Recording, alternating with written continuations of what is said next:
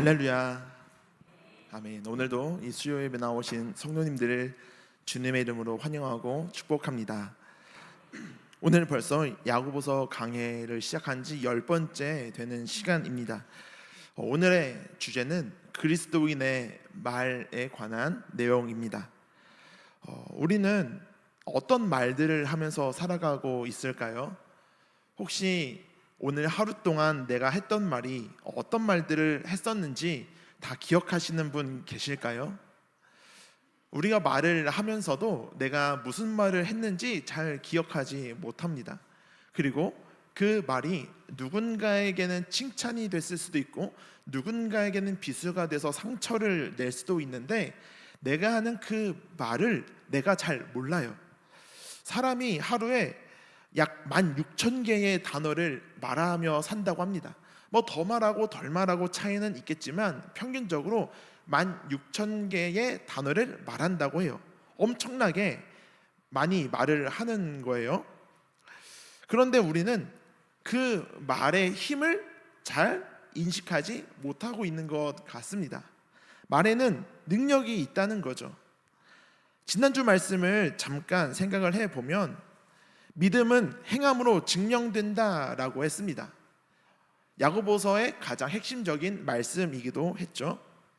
그리고 그 믿음은 행함으로 증명되는데 3장으로 넘어와서 가장 먼저 말씀에 기록하고 있는 것이 바로 말입니다.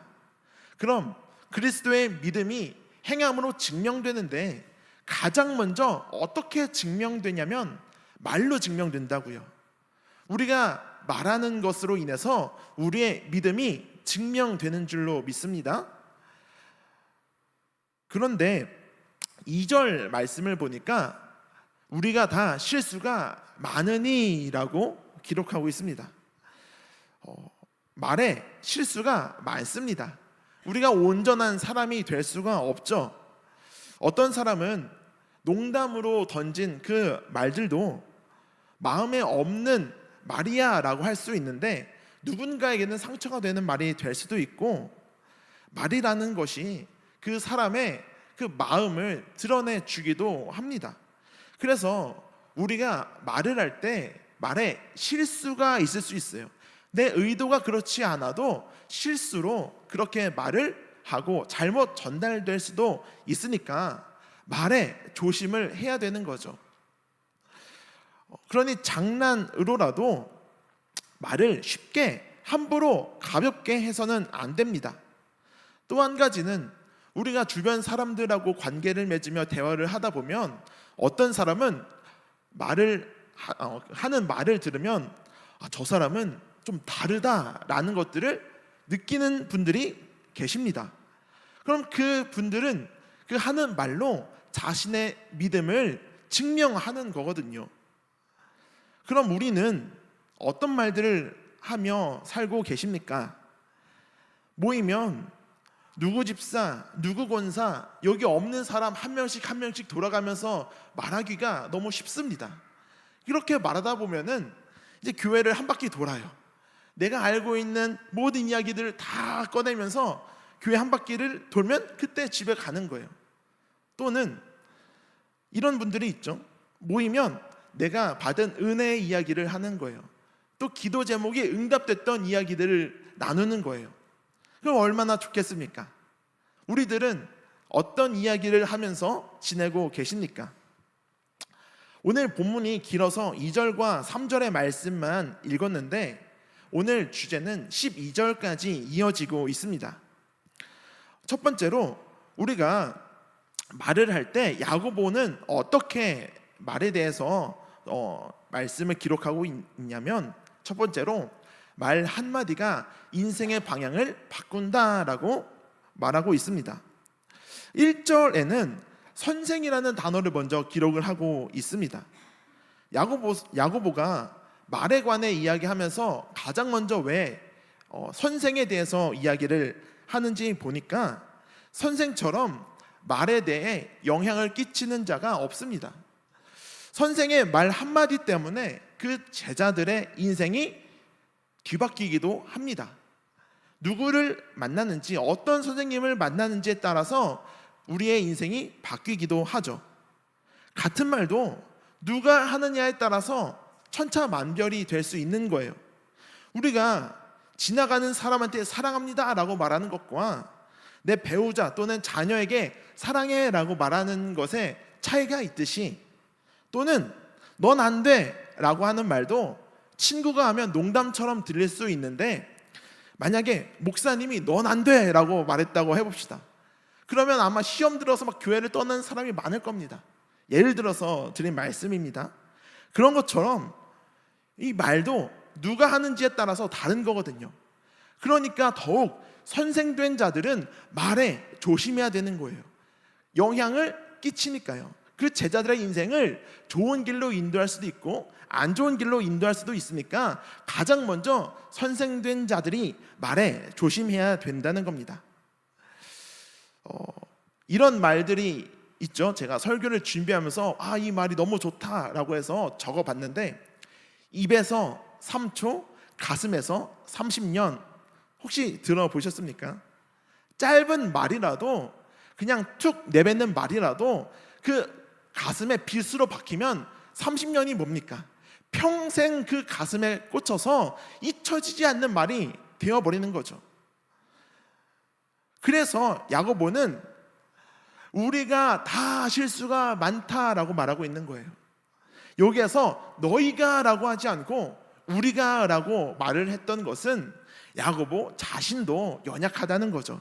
아무리 성경 말씀을 가르치고 지금 교회에 대해서 이런저런 이야기를 가르치고 있는 야고보 본인조차 말에는 연약함이 있다라고 인정하면서 서로 나누고 있는 모습인 겁니다.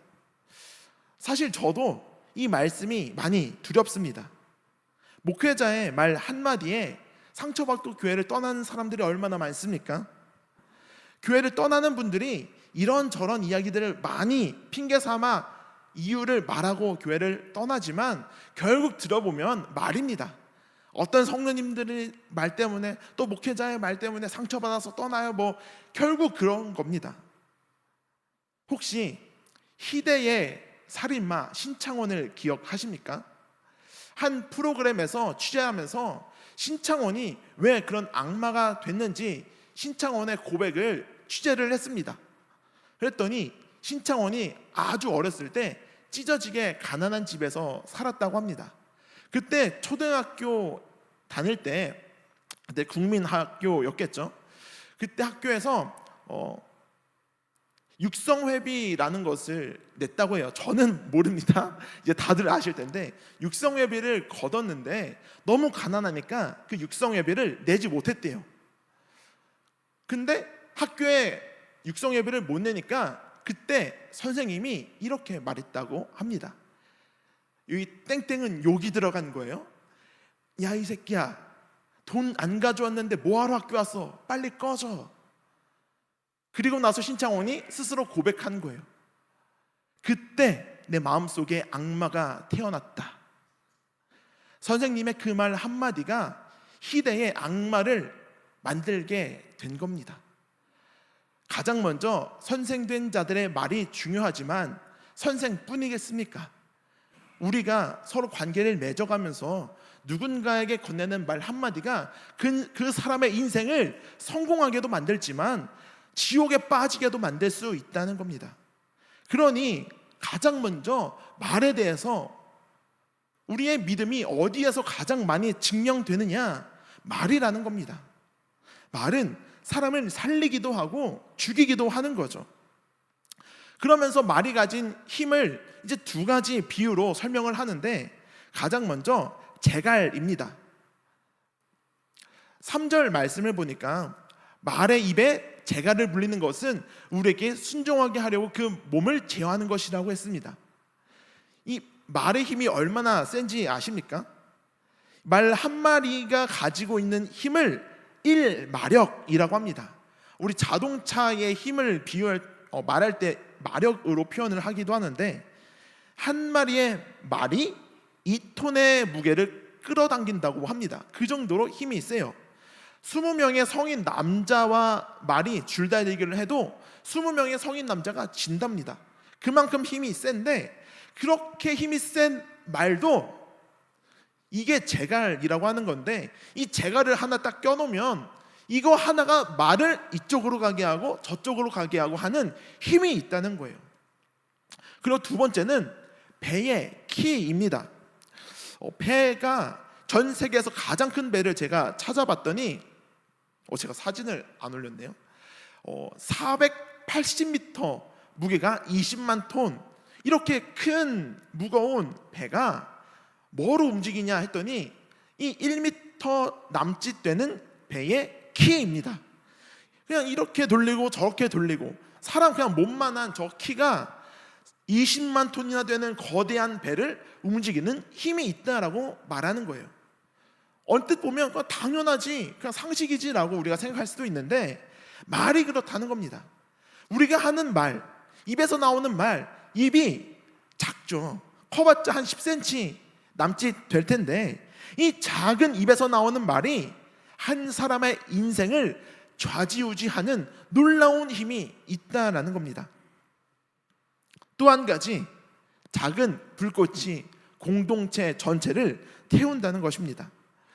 야고보는 여기서 멈추지 않고 조금 더 강력하게 말씀을 선포합니다. 6절 말씀을 보니까 혀는 곧 불이요 불의 세계라. 혀는 우리 지체 중에서 온몸을 더럽히고 삶의 수레바퀴를 불사르나니 그 사르는 것이 지옥불에서 나느니라.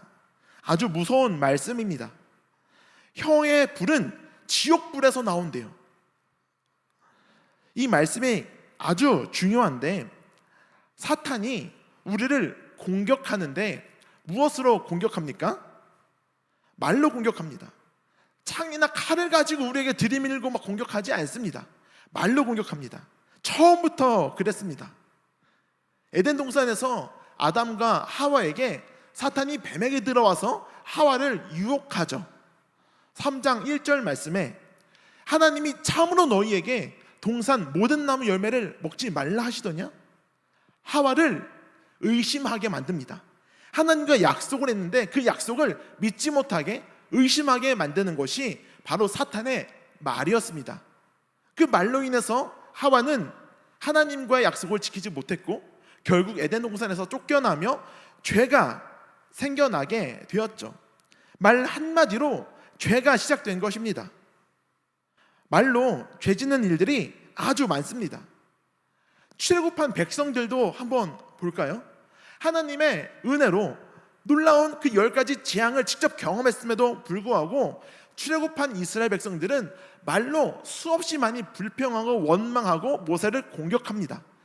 대표적으로 16장 3절 말씀을 보니까 우리가 애굽 땅에서 고기 가마 곁에 앉아 있던 때와 떡을 배불리 먹던 때에 여호와의 손에 죽었더라면 좋았을 것을 너희가 이 광야로 우리를 인도해내어 온 회중이 줄여 죽게 하는도다.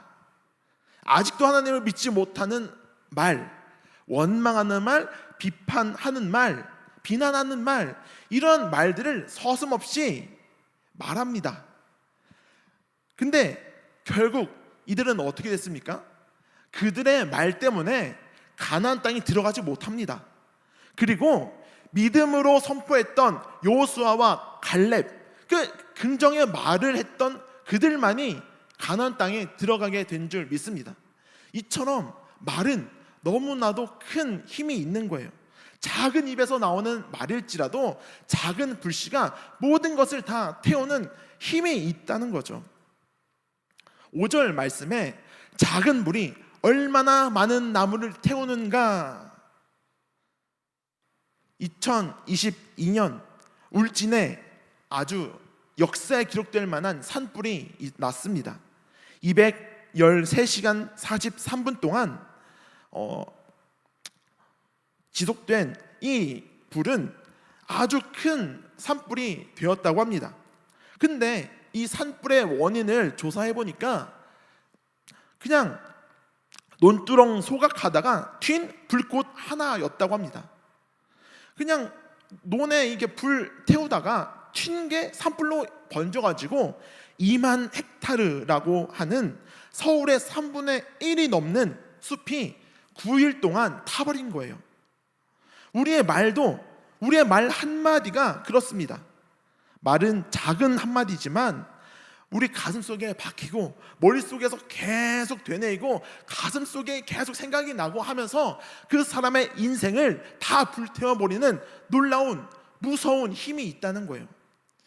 신기하게도 말이라는 것은 머릿속에 되뇌이면 되뇌일수록 그 크기가 더 커지더라고요. 안 좋은 말일수록 그냥 한번 듣고 흘려버리면 괜찮은데 가슴속에 박혀서 그 말을 계속 되뇌이다 보면 더 아파요. 더 커져요. 산불이 번져가는 것처럼 처음에는 내 작은 소리처럼 들렸는데 그게 점점 내 온 몸을 불사르는 것을 느끼게 됩니다. 이처럼 작은 불씨로 시작한 말 한마디가 인생 전체를 불태우게 시키는 거죠. 지금도 사탄은 똑같이 공격하고 있습니다. 사탄이 가장 집중적으로 공격하는 곳이 어디인지 아십니까? 바로 하나님이 만드신 공동체, 교회와 가정입니다. 교회와 가정이 무너지는 것들을 한번 살펴보십시오. 다 말 때문에 무너집니다. 부부 사이에 화가 나서 내뱉은 그 말 한마디, 당신 집안이 원래 그러잖아, 당신이 나한테 해준 게 뭐가 있어, 홧김에 내뱉은 이 말 한마디가 가슴에 빗으로 꽂히면 평생 10년, 20년, 50년이 지나도 잊혀지지 않고 결국 이게 도화선이 돼서 이혼까지 이어지게 되는 거예요. 황혼 이혼이 뭐 유행이라고 하죠. 왜 갑자기 이혼을 하게 됩니까? 그때 싸워서 이혼하는 게 아니에요. 옛날부터 내가 벼르다가 때가 돼서 내가 애들 대학교만 보내면, 애들 결혼만 시키면 내가 가만히 안 있어 하고 벼르다가 20대에 내가 들었던 그 상처된 말 한마디가 그때까지 끌고 와서 문제가 되는 겁니다. 그 말 한마디 때문에. 교회는 어떻습니까? 교회도 대부분 다 말 때문에 무너집니다.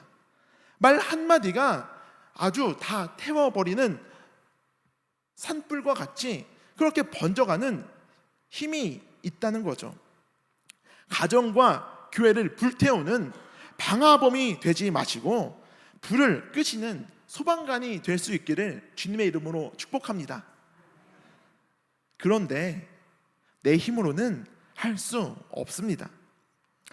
야고보는 7절과 8절 말씀에 이렇게 기록하고 있습니다.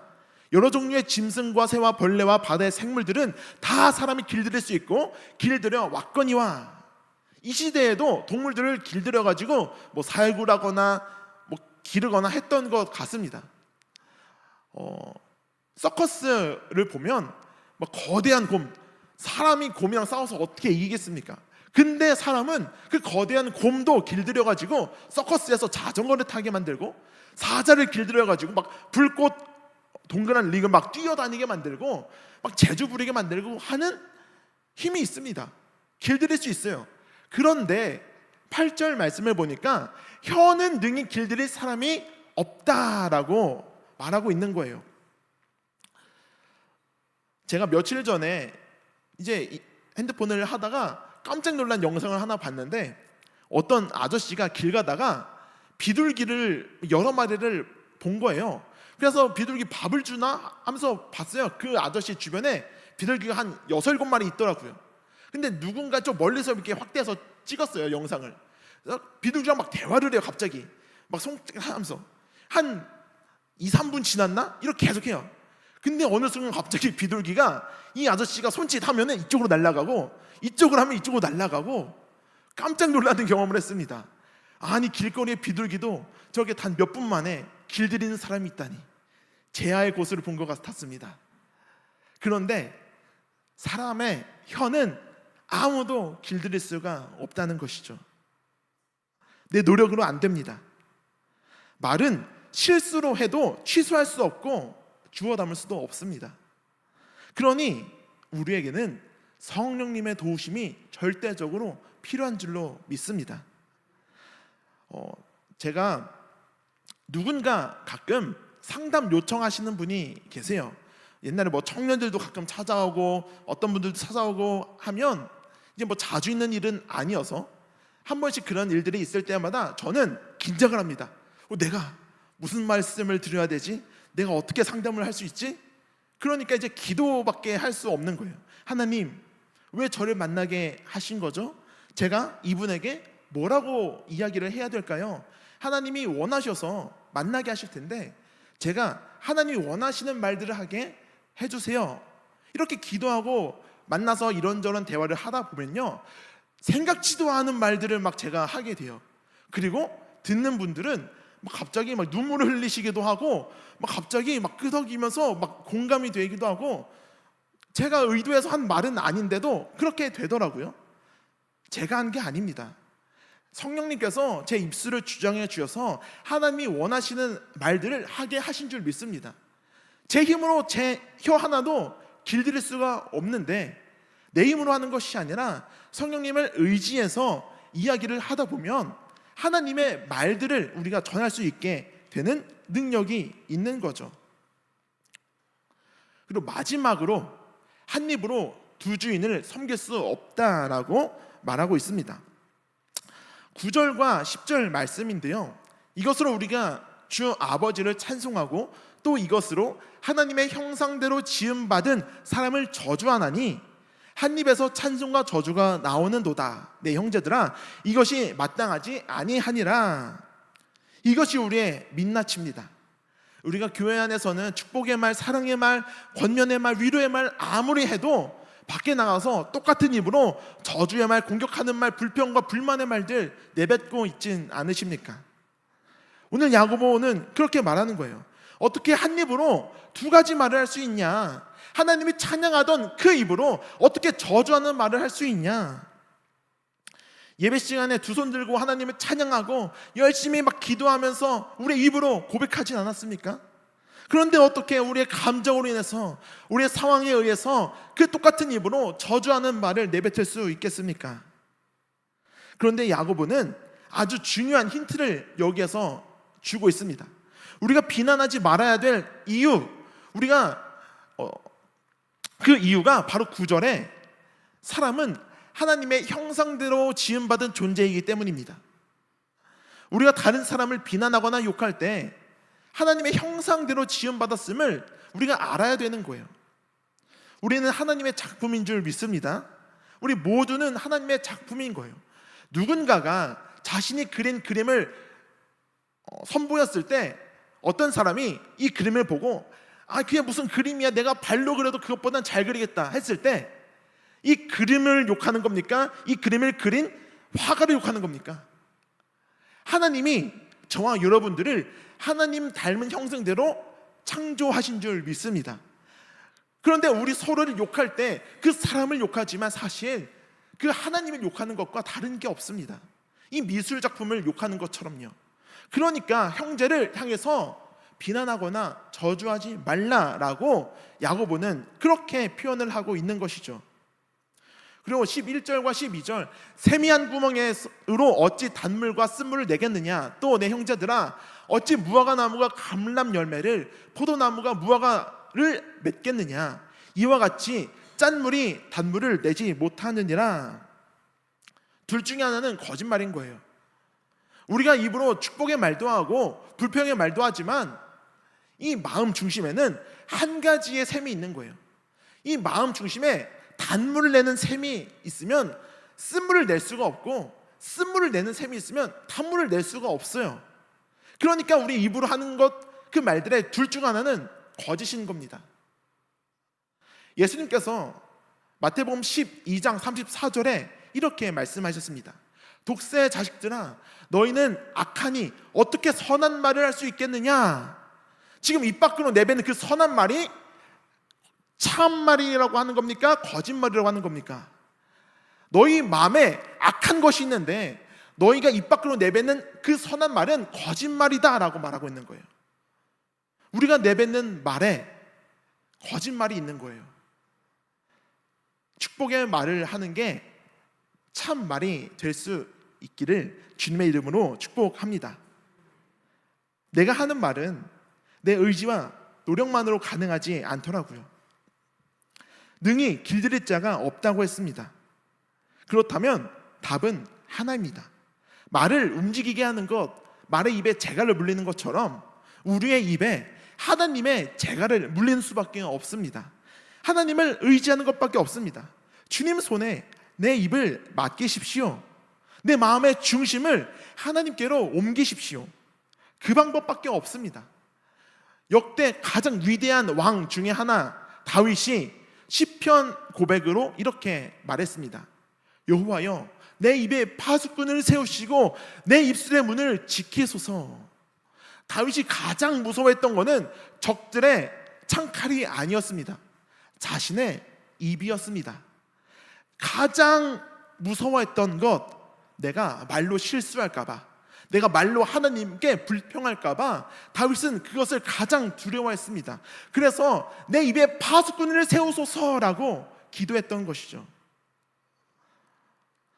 칼이 병사에게 들리면 무기가 되지만 의사에게 들리면 사람을 살리는 수술도구 메스가 될 수 있는 겁니다. 똑같은 말을 하더라도 사람을 죽이는 말을 할 수 있고 사람을 살리는 말을 할 수도 있는 것입니다. 제가 감히 성도님들께 숙제를 하나 가져왔습니다. 오늘 집에 가서 배우자에게는 오늘도 수고했어요 라고, 자녀에게는 네가 있어서 참 행복해, 하나님께 감사해, 그리고 부모님께는 감사합니다, 사랑합니다, 이렇게 사랑의 언어, 축복의 언어, 위로의 언어를 건네보면 어떨까요? 이 한마디에서 시작되는 것입니다. 그 한마디가 시작입니다. 그 한마디로 가정이 회복됩니다. 관계가 다시 회복됩니다. 교회가 다시 살아납니다. 오늘 이 예배를 끝나고 나가시면서도 성도님들끼리 서로 그렇게 축복의 말, 사랑의 말, 위로의 말, 권면의 말들을 한번 나눠 보십시오. 교회의 분위기가 달라질 줄로 믿습니다. 오늘 이 말씀을 통해 저와 여러분 모두가 그렇게 될 수 있기를 주님의 이름으로 축복합니다. 우리 함께 기도드리겠습니다. 하나님 아버지, 오늘 말씀으로 우리의 말의 모습들을 돌아보게 하시니 참으로 감사드립니다. 우리는 같은 입으로 찬송도 하고 저주도 하는 부끄러운 모습들이 우리 안에 있었습니다. 그러나 우리는 스스로 이 입을 길들일 수 없음을 고백합니다. 주님, 우리의 입에 파수꾼을 세워 주시옵소서. 우리가 거듭남으로 하나님의 자녀가 되었사오니 이제 하나님의 자녀된 자로 우리의 말에 새롭게 거듭남을 허락하여 주시옵시고, 사람을 살리는 말, 위로하는 말, 축복의 말들을 하게 하여 주시옵소서. 우리의 가정이 살아나게 될 줄 믿습니다. 우리 교회 공동체가 든든히 세워지게 될 줄로 믿습니다. 우리 이웃 한 사람 한 사람이 하나님의 형상으로 지음받았음을 우리가 고백하며 우리가 모두 하나님을 닮은 소중한 존재임을 날마다 기억하게 하사 그 입술로 그들을 저주하는 자가 아니라 살리는 자가 되게 하여 주시옵소서. 이 모든 말씀 나사렛 예수 그리스도의 이름으로 간절히 기도드렸습니다. 아멘.